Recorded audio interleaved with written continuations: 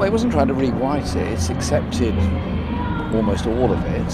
What it's done is also put alongside it a code of conduct for members of the party, because we will not tolerate anti-Semitism in any form whatsoever in the party.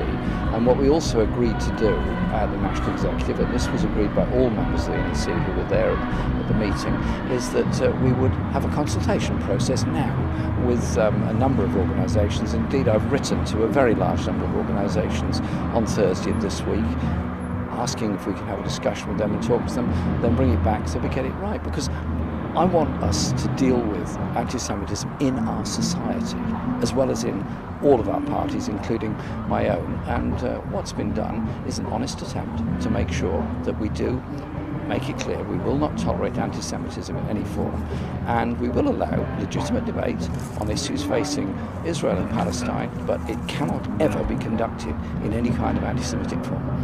I would rather they delayed that discussion until September, because there will be a full attendance at meetings in September. Tomorrow, I suspect, will not be a fully attended meeting because Parliament is rising on Tuesday, and I also think MPs should get full notice of that issue. But obviously the Parliamentary Party is quite free to debate it. But as with all sections of the Labour Party, ultimately standing orders must be approved by the National Executive, and that could not happen until the autumn.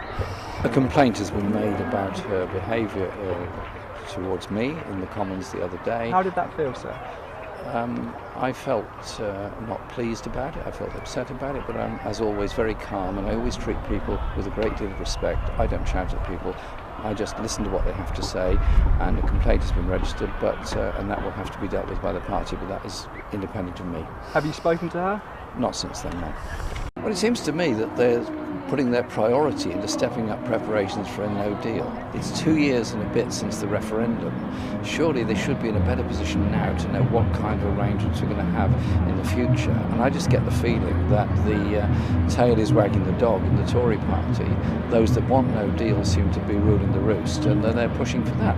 No deal would be a very, very bad situation. No deal would be a very bad deal, because we'd then go on to World Trade Organization tariff rates. It would hit manufacturing industry, it would hit the food processing industry, it would hit an awful lot of things in Britain very, very rapidly. And so I believe there has to be serious stepping up of negotiations to reach an agreement on customs and on trade. Well, we pushed for a transition period as long as necessary and as short as possible, and that will, I hope, happen.